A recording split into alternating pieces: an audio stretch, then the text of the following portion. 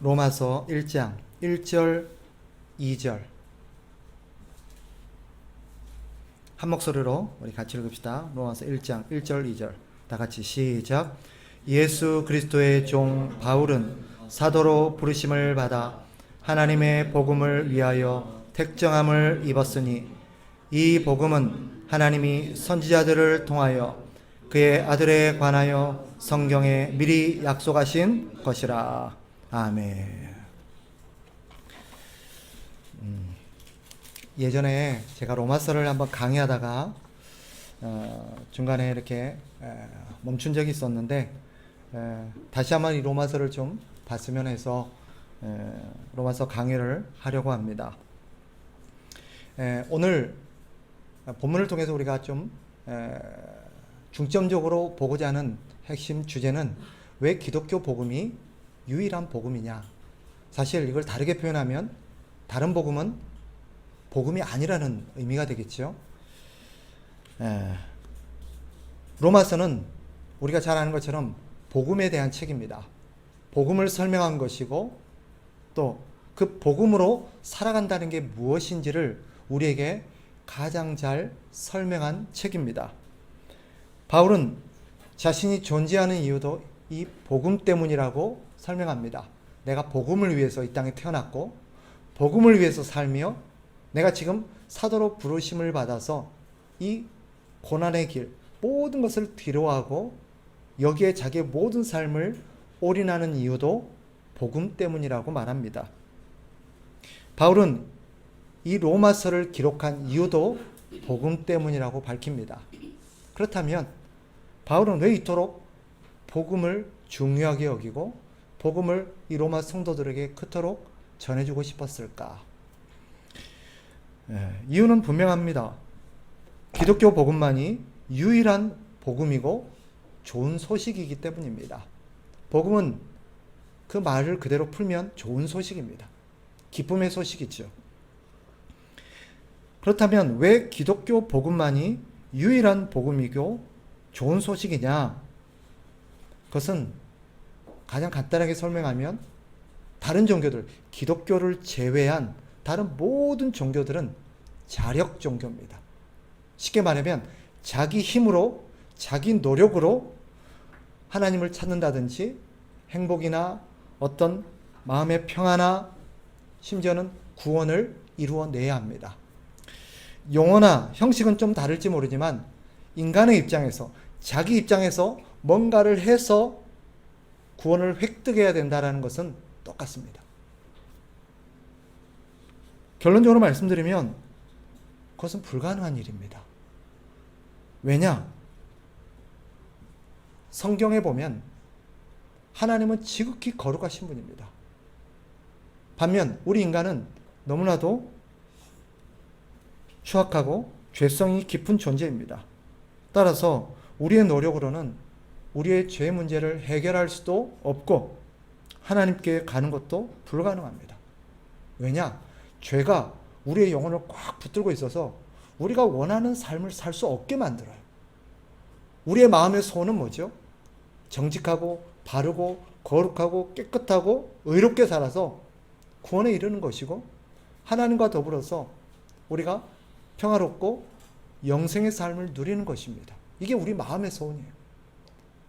예수님을 믿든 안 믿든 이 땅에 존재하는 모든 사람들은 그렇게 좋게 살고 싶어요. 선하게 살고 싶어하고 의롭게 살고 싶어하고 정의롭게 살고 싶어요. 이건 모든 사람의 소원이에요. 그리고 모든 사람과 더불어서 화평하며 또 죽지 않고 영생의 삶을 누리고 싶어하는 것은 모든 사람의 소원입니다. 그런데 자기 힘으로는 불가능해요. 아무리 노력해도 내가 원하는 대로 살 수가 없어요. 그래서 성경에서 뭐라고 말해요? 바울도 뒤에 보면 로마서에서 말합니다. 마음은 온이로되 육신이 약하도다 라고 고백합니다. 탄식이에요. 또 로마서 7장 23절 24절에 보면 우리가 잘 아는 말씀이 기록되어 있습니다. 바울이 이렇게 탄식하죠. 내 지체 속에서 한 다른 법이 내 마음의 법과 싸워 내 지체 속에 있는 죄의 법으로 나를 사로잡는 것을 보는도다. 오호라 나는 곤고한 사람이로다. 이 사망의 몸에서 누가 나를 건져내랴. 내 마음에는 내가 원하는 바 또 다른 방식대로 움직이는 또 다른 내가 있다고 말해요.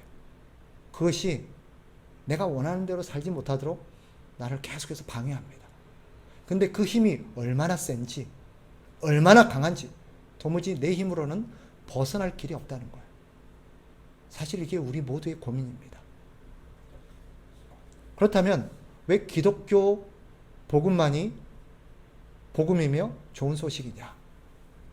두 가지 이유 때문입니다. 첫째는 기독교 복음에 따르면 하나님은 살아계신다고 말합니다. 하나님이 실제로 존재하신다고 말해요. 사람들이 생각하는 것처럼 사람들이 만든 이 종교성이 빚어낸 어떤 허구나 상상의 존재가 아니라 실제로 이 역사 가운데 존재하고 계시는 분이랍니다. 그분이 이 세상을 만들었고 우리를 존재하게 하신 창조주라고 가르칩니다. 그렇다면 하나님이 이 땅에 존재한다는 것이 왜 좋은 소식이냐? 왜 복음이냐? 이것은 우리의 존재를 정확하게 규명해 줍니다. 우리가 그저 우연히 존재하는 우연의 산물이 아니라는 것을 말해줘요. 뿐만 아니라 우리는 이 땅에 그저 의미 없이 살다가 의미 없이 사라져버린 어떤 물질도 아님을 우리는 이것을 통해서 깨닫게 되기 때문입니다. 또한 우리는 성경에 따르면 하나님의 형상대로 하나님을 닮은 존재로 빚어졌습니다. 그래서 우리는 우리뿐만 아니라 하나님과 다른 사람들과 더불어 살아가면서 교제를 누리도록 만들어졌습니다. 그리고 우리에게는요, 책임과 권한이 부여되어 있습니다. 이 땅에 존재하는 모든 피조물 중에 하나님께서 어떤 권한과 의무를 부여한 존재는 인간밖에 없습니다. 사실 좀 철학적인 얘기들이 될 수 있어서 생략하겠습니다만은 우리 인간에게 책임과 어떤 권한이 없다는 것은 우리를 무기력하게 만들어요. 존재 가치를 상실하게 만듭니다. 내가 뭐 할 수 있는 게 없고, 내가 내게 있는 권한이 없고, 내가 무엇을 해도 아무런 책임도 지지 않아도 된다면 어떤 면에서는 좋을 것 같지만 사실은 우리의 존재 가치를 없애버리는 거예요. 사실 인간의 존엄성이라는 것은 책임과 권한에서 나오는 것입니다. 여기에 대해서는 시간상 제가 생략하고 다음에 기회가 되면 말씀드리겠습니다. 분명한 것은 하나님이 존재하신다는 것은 하나님 안에서 우리는 특별한 책임과 권한을 가진 존재로 이 땅에 창조되었다는 것을 보여줍니다. 두 번째로 하나님이 살아계신다는 것이 왜 우리에게 좋은 소식이냐? 성경에 따르면 하나님이 우리를 사랑하시고 예수 그리스도를 통해서 우리를 구원하시기 위해서 우리를 찾아오셨다라고 말합니다. 앞서 세상의 모든 종교의 특징이 뭐라고 그랬어요? 자력 종교라고 그랬습니다. 자기 힘으로 자기 문제를 해결해야 되고 자기 힘으로 하나님을 찾아야 되고 자기 힘으로 뭔가 자기가 원하는 것을 획득해내야 되는 것입니다. 그런데 결론이 뭐예요? 우리 인간의 힘으로 우리의 문제를 해결하는 것은 불가능합니다. 그런데 성경에서 뭐라고 가르칩니까? 우리 힘으로 할 수 없는 것을 하나님께서 우리를 도와주시기 위해서 예수 그리스도를 통해서 우리를 찾아오셨다는 거예요. 우리는 과거에 하나님을 몰랐고 찾지도 않았습니다. 그런데 하나님께서 우리를 아시고 우리를 사랑하시고 우리를 먼저 찾아오셨다라고 성경이 가르쳐요. 아무도 하나님께 관심이 없었는데 그냥 이렇게 살다가 죽는 것이 우리의 숙명이었는데 하나님 우리를 내버려 두실 수가 없어서 우리를 찾아오셨고 우리를 그의 사랑 안에서 불러주셨다고 말합니다.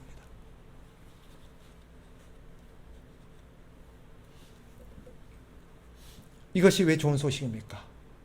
이것은요, 이제 우리가 하나님께로 다시 돌아갈 수 있는 길이 열렸다는 것이에요. 그리고 하나님과 교제하며 살 수 있는 길이 열린 것입니다. 뿐만 아니라 이것이 우리에게 주는 정말 중요한 의미가 있어요. 우리 하나님의 그런 은혜 안에서 이제는 우리는 어떤 결핍이나 죽음, 근심에 더 이상 매여 살지 않고 여기서 벗어날 수 있는 길이 열린 것입니다. 왜죠? 하나님의 무한하신 은혜를 덧입고 살 수 있는 길이 열렸기 때문입니다. 하나님은요, 무한하신 분이에요. 그래서 그분에게는 부족함이 없어요. 우리가 하나님과 연결된 순간, 하나님과 다시 관계가 회복되어져서 하나님께 다시 관계가 연결된 순간, 그때부터 우리는 하나님께 접속되어서 하나님으로부터 모든 좋은 것을 공급받을 수 있습니다. 그래서 우리 더 이상 결핍을 걱정할 필요가 없어요. 우리의 부족함을 하나님이 다 채우시기 때문입니다. 우리의 생명도. 뿐만 아니라 하나님의 무한하심 안에는 하나님의 전지전능하심도 있어요. 그러니까 우리는 장래 문제에 대해서 두려움과 염려가 필요 없어요. 할 필요가 없어요. 왜요? 하나님의 전지하심과 전능하심 그 은혜를 덧입고 살기 때문에 앞으로 일에 대해서 우리가 고민할 필요가 없어요. 또 하나님의 무한하심 안에는 그분의 영원하심도 담겨 있습니다. 우리는 유한한 존재로서 잠시 이 땅에 있다가 사라져버릴 존재지만, 죽을 수밖에 없는 존재지만, 하나님과 우리가 관계가 회복되어지고 연결되는 순간 하나님의 영원하신 생명을 덧입고 영생할 수 있는 삶이 주어지는 것입니다. 마치 요즘 제가 그런 것들을 한번 경험한 적이 있어요. 우리의 삶에 가장 중요한 생필품 중에 하나 들으라면 휴대폰일 겁니다. 그죠? 요즘은 남녀노소 할 것 없이 우리 어른들조차도 이제 폰이 없으면 불편해요. 살기가 어려워요. 그죠? 전화기가 없으면 우리 젊은 사람들은 말할 것도 없거니와 삶이 마비가 돼요. 그런데 어느 날 어떤 일을 겪게 되냐면, 누구나 한 번쯤 했을 거예요. 휴대폰의 배터리가 다 떨어져 가요. 충전을 미리 못했어요. 그런데 지금 당장 충전할 길이 없는 거예요. 해야 될 일이 많고, 중요하게 뭔가 지금 연락도 주고받아야 되고, 어떤 여러 가지 금융적인 일이라든지 처리해야 될 업무라든지 모든 것들이 이 안에 다 들어있는데 배터리가 점점 떨어져 가요. 그때 어때요? 모든 게 마비가 돼요. 그때 우리에게는 불안이 찾아오고 염려가 찾아오고, 그렇죠? 우리의 삶의 모든 게 올스톱되게 됩니다. 마치 하나님으로 떨어진 우리의 존재가 그것과 같아요. 우리는 죽어가고 있는 존재, 꺼져가는 휴대폰 배터리처럼. 그런데 이것이 다시 전원에 연결되면 어떻게 돼요? 전원에 연결되면 걱정이 없어요. 배터리가 떨어질 걱정이 없어요. 이게 하나님과 우리가 다시 연결된, 회복된 관계의 결과입니다. 그러니 복음이 어찌 좋은 소식이 아니겠습니까? 그런데 이것은 오직 기독교에만 있습니다. 혹시 그런 생각해 보신 적 있습니까? 하나님께서 예수 그리스도를 통해서 우리를 구원하시는 이 구원에 복된 이 일들이 이루어지기까지 사실은 너무나도 긴 역사가, 수천 년의 역사가 할애되었습니다. 왜 이토록 우리를 구원하시는데 긴 역사를 할애하셔야 했을까? 바꿔 말하면 아담과 하와가 타락해서 죽음에 떨어지고 우리 인간에게 문제가 생긴 순간 그 즉시 하나님은 우리를 구원하실 수 있습니다. 그 즉시 예수 그리스도를 보낼 수 있고, 그 즉시 우리의 문제를 해결하셔서 단번에 영원히 우리의 어떤 문제를 해결하실 수 있는 분입니다. 그런 그분이 왜 수천 년의 역사 동안 하나님께서 우리를 방치하신 것 같은, 이 구원의 문제를 해결하지 아니하시고 시간을 이렇게 질질 끌 것 같은 그런 느낌이 들까요? 사실 그런 고민 안 해보셨는지 모르겠는데, 제가 성경의 말씀을 연구하고 깨닫고 나서 제일 먼저 던진 질문 중에 하나가 그거였어요. 아니, 예수님을 좀 더 빨리 보내면 안 됐나? 왜 하필이면 이렇게 수천 년의 역사가 지난 뒤에야 보냈지? 또 이런 복음이 모든 사람에게 한꺼번에 좀 들려지게 해서, 전해지게 해서 모든 사람이 한꺼번에 좀 듣게 하면 안 되나? 그런데 성경의 가르침에 의하면 하나님께서 긴 역사를 할애하면서까지 하나님께서 이것을 두고 보시고 계속해서 시간을 끄신 이유가 있습니다. 이게 중요해요.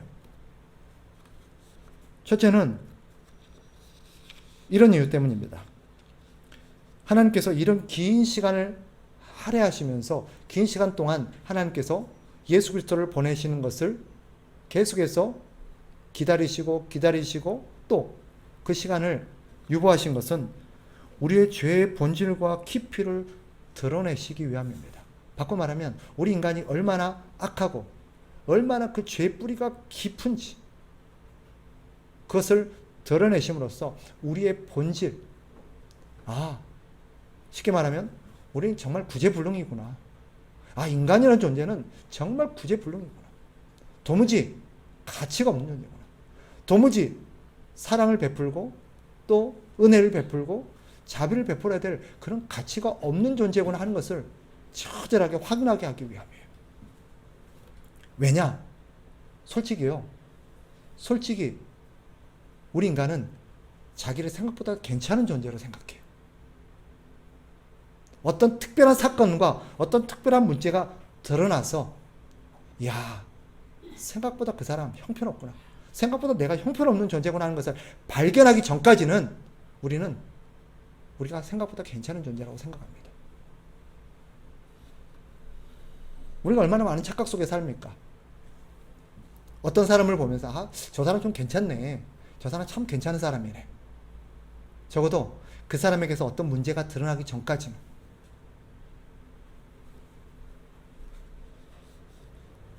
그럼으로써 우리가 얼마나 흉악하고 구제불능이고 부패한 존재인지를 발견하게 함으로써 이 죄가 우리 가운데 어떤 비참한 결과를 만들어내는지를 직접 보게 합니다. 죄가 만들어낸 결과가 뭐였어요? 결핍과 근심과 걱정과 질병과 전쟁과 죽음입니다. 우리는 이것들을 수천 년 동안 보면서 우리 인간이 얼마나 악한 존재인지 그리고 그 죄가 만들어낸 결과가 얼마나 참혹한지를 우리는 확인하게 되었습니다. 그리고 또 한 가지, 이 과정에서 죄가 우리에게 무슨 짓을 저질렀는지를 보게 되었어요. 그게 뭐예요? 우리의 눈을 가려버려서 무엇이 진짜인지 무엇이 진리인지를 분별할 수 없게 만들어버렸습니다. 그래서 우리가 아는 것처럼 하나님께서 우리에게 계속 선지자들과 성경을 통해서 하나님의 진리를 보여주셨지만 우리는 거기에 대해서 귀를 닫아버리고 눈을 닫아버리고 외면했어요.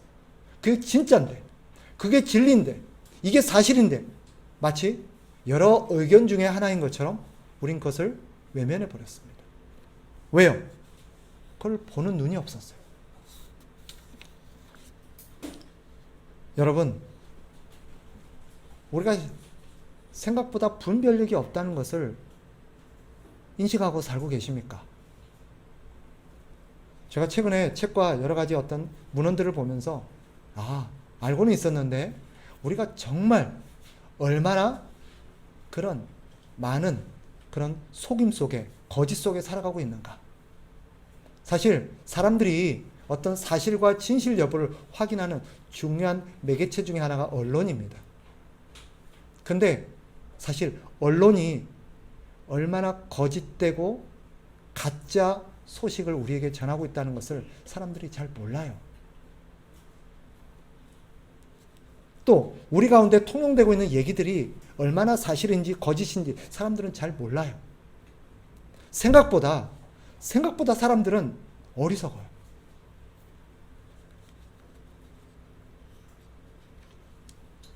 제가 이런 얘기를 해서 좀 죄송하긴 한데 저는 우리 어머니에 대한 환상을 갖고 있었어요. 우리 어머니가 참 천사 같은 분이고 또 우리 어머니가 상당히 좀 겸손하고 생각이 열려있는 분이라고 생각을 했어요. 그런데 나이를 먹고 나서 우리 어머니가 내가 기대했던 천사가 아니구나. 뿐만 아니라 우리 어머니가 생각이 저렇게 옹졸하고 닫혀있는 분이구나 하는 걸 알겠어요. 더군다나 여기 계신 다른 어른들은 제가 안 그럴 거라고 생각을 하는데 우리 어머니는요, 어디 나가서 옆집 할머니들하고 얘기하면 그 할머니 얘기 듣고 오면 그때부터 그 할머니 얘기가 진실로 믿습니다. 그 할머니 얘기가 다른 어떤 것보다도 권위 있는 얘기예요. 자식들이 뭐라고 얘기해도 말을 안 들어요. 할머니가 그랬어. 옆집 그 할매가 그랬어. 오직 그 얘기만 들어요. 제가 보건데 그건 사실이 아니에요. 근데도 어머니는 그게 사실이라고 철석같이 믿어요. 그래서 우리가 아니 어머니 그거 아니에요. 이게 사실이에요. 뭐 하나 가서 무슨 소식 하나 듣고 오면 야 그랬대더라. 세상에. 아니 어머니 그거 아니에요. 잘못 아신 거예요. 아니야. 그 할매가 그랬어. 그 할매가 성경보다 더 진리예요. 근데 비단 저희 어머니뿐만 아니라 대부분의 사람들이 그런 진리에 대해서 바른 분별력이 없고요.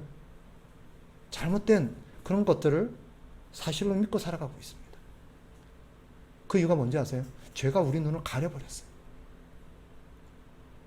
사실 우리가 사실이라고 진리라고 믿고 있는 대부분들이 사실이 아니에요. 좀 다른 얘기이긴 하지만 곁길로 갔긴 했지만 너무 언론을 믿지 마세요. 여러분의 다른 사람의 얘기도 너무 믿지 마세요. 남편 얘기도 아내 얘기도 사실이 아닌 경우가 많습니다. 우리의 얘기에는요, 심지어 언론까지 우리의 해석과 우리의 생각이 들어간 이야기가 거의 대다수입니다. 두 번째로, 하나님께서 왜 이렇게 긴 역사를 우리에게 하려 하셨는가? 그것은 우리 인간이 아무리 구원을 위해서 우리 자신의 삶을 개선하고 우리의 문제를 해결하고 우리의 삶을 바꿔보기 위해서 노력한다 할지라도 인간의 노력이 덧없음을, 인간의 노력으로는 우리 인간의 문제를 결코 해결할 수 없다는 것을 스스로 깨달을 수 있도록 하나님께서는 기다리신 거예요. 심지어 수천 년이 걸리도록 하나님은 기다리고 또 기다리셨습니다. 이게 뭘 보여주는지 아세요? 왜 하나님께서 수백 년이면 됐지. 왜 수천 년이나 기다려야 했느냐? 이것은요, 우리가 얼마나 완악한지를 보여줍니다. 몇백 년 가지고도 인간은 못 깨달아요. 몇천 년 가고도 인간은 못 깨달아요. 조금만 더 시간이 있으면 할 수 있을 것을, 조금만 더 기회가 있었으면 우리는 했을 수 있을 거라고 생각을 해요. 지금도 우리는요, 깨닫지 못하고 포기하지 않아요. 지금도 보세요. 인간들은요, 과학을 통해서, 여러 가지 철학을 통해서, 여러 가지 교육을 통해서 사람을 변화시키고 더 좋은 사회와 더 나은 환경을 만들 수 있을 거라고 계속해서 생각합니다. 포기하지 않아요. 사람들은요, 물어보세요. 대부분 사람들은요, 앞으로 오는 세상이 지금보다 더 좋은 세상이 될 것이냐, 아니면 더 안 좋은 세상이 될 것이냐 물어보면 뭐라고 말할까요? 앞으로 세월이 흐르면 어떠세요, 여러분은? 앞으로 세월이 흘러가면 한 100년 후에는 지금보다 더 나은 세상이 될 것 같습니까? 아니면 지금보다 훨씬 형편없는 세상이 될 것 같습니까? 그죠? 이게 대부분 우리의 생각들이에요. 그러나 수천 년의 역사가 보여주기 뭐예요? 우리 인간성은 바뀌지 않아요. 오히려 인간의 그런 죄성은 더 교만해지고 더 악랄해질 뿐입니다. 여쭤볼게요. 몇천 년 전에 고대 사회의 인간의 범죄와 현대 인간의 범죄 어떤 게 더 추악할까요? 과거 사람들이 믿었던 생각과 철학대로라면 가면 갈수록 교육을 통해서 인간들은 더 나은 인간이 될 거라고, 더 도덕적인 인간이 될 거라고 믿었습니다. 그럴까요? 두 가지 사실로 그게 아니라는 걸 보여줘. 첫째, 인류 역사가 세월이 흘러갈수록 인간이 더 계속해서 진보되면서 도덕적인 인간으로 발전했는데 안 그렇습니다. 인간은 더 악랄해졌어요. 두 번째, 우리가 경험적으로도 보듯 교육을 많이 받은, 공부를 덜한, 그러니까 학력이 낮을 것과 높을수록 사람은 더 도덕적일까요? 아니면 더 악할까요? 교육 수준이 높을수록 통계적으로요, 더 범죄가 악랄해집니다. 오히려 못 배운 사람들이 더 죄를 많이 저지를 것 같고 못 배운 사람들이 더 악할 것 같지만 아니에요. 그거 아세요? 그 역사를 보면요, 이 시대를 무너뜨리고 이 시대의 가장 악랄한 사건들의 주범들은 무지한 사람들이 아니라 그 시대 최고의 석학들이었고 최고의 지성인들이었고 최고의 그런 권력자들이었습니다. 결과적으로 하나님께서 수천 년의 역사 동안 기다리고 기다리시면서 하나님께서 예수 그리스도를 보내서 우리를 구원하시는 때를 늦췄던 것은 우리 인간의 그런 착각을 깨닫게 해주기 위해서입니다. 사실 하나님께서 우리에게 율법을 주신 이유도 마찬가지예요. 율법은 그것을 지킴으로써 우리에게가 구원을 얻도록 하기 위한 방편으로 주신 게 아닙니다. 우리 인간이 결코 자력으로는 스스로의 힘으로는 율법을 지킬 수도 선한 도덕적인 인간이 될 수도 구원을 얻을 수도 없다는 것을 우리가 확인하도록 하나님께서 주신 것이 율법입니다. 그래서 하나님께서는 그 긴 세월을 우리 인간 스스로 우리가 얼마나 소망이 없는 존재인지를 확인하게 하셨어요. 한 가지만 더. 하나님께서는 왜 그 긴 세월을 기다리셨느냐? 바로 그 긴 세월 동안 하나님께서 온 세상의 통치자시요 이 세상을 하나님의 주권 안에서 하나님이 선한 뜻대로 이뤄간다는 것을 역사를 통해서 보여주시기 위함입니다. 그래서 역사에 보면 수많은 사건들이 있죠. 노아의 홍수 사건도 있고 또 우리가 잘 아는 소돔과 고모라 사건도 있고 여러 가지 모세가 홍해를 가르고 10가지 재앙을 통해서 애굽을 심판한 사건이라든지 역사의 나라의 흥망성쇠 여러 가지 사건들은요. 하나님께서 이 역사를 다스리고 계시는 분이라는 것을 드러내신 사건입니다. 이런 사건을 통해서 이 역사의 주인이 하나님이시구나. 인간이 아니구나.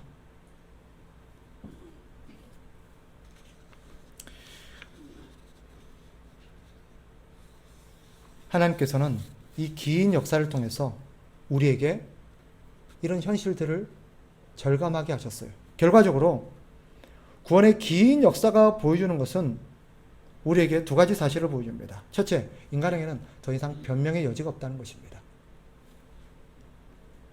하나님께서는 인간 스스로 자기를 구원해 볼 수 있도록 충분한 기회를 제공하셨어요. 그렇게 함으로써 인간의 입을 닫고 더 이상 변명의 구실을 두지 않으셨습니다. 로마서 1장 2장에서 우리가 다시 확인하게 될 것입니다. 또 한 가지, 구원의 긴 역사가 보여주는 또 하나의 결론이 무엇입니까? 그것은 인간의 죄악과 구제불능에도 불구하고 하나님께서 얼마나 우리를 사랑하시고 자비와 인내로 우리를 대하셨는가 하는 걸 보여줍니다. 긴 역사는요, 하나님의 인내의 크기를 보여줘요. 하나님의 자비의 크기를 보여줍니다. 베드로 사도가 이렇게 말하죠. 베드로후서 3장 9절에 보면 이런 말씀을 합니다. 주의 약속은 어떤 이들이 더디다고 생각하는 것 같이 더딘 것이 아니라 오직 주께서는 너희를 대하여 오래 참으사 아무도 멸망하지 아니하고 다 회개하기에 이르기를 원하시느니라. 바꿔 말하면 하나님께서는 우리가 한 명이라도 더 구원받을 수 있도록 한 사람이라도 더 하나님의 구원에 이를 수 있도록 하나님께서는 기다리신 것입니다. 결국 이 긴 역사가 우리에게 내린 결론이 있습니다. 우리 인간은 소망이 없어요. 인간의 힘으로는 절대 구원에 이를 수 없다라는 것을 긴 역사가 보여줬습니다. 오직 소망은 하나님께만 있습니다. 하나님만이 우리를 구원시킬 수 있고 하나님만이 우리의 문제를 해결할 수 있다는 것이 이 긴 역사와 성경이 보여주는 진리입니다. 따라서요, 기독교 복음만이 진짜 복음인 거예요. 기독교의 복음만이 유일한 복음인 것입니다. 다른 길은 없어요. 우리 주님이 말씀하시지 않습니까? 다른 길은 없나니. 다른 길은 없나니. 천하 인간 중에서 구원을 얻을 만한 다른 이름을 우리에게 주신 적이 없다. 또 나로 말미암지 않고는 아버지께로 갈 자가 없다라고 선언하셨습니다. 사람들이 묻죠. 왜 기독교는 니네만 구원 있다고 말하냐?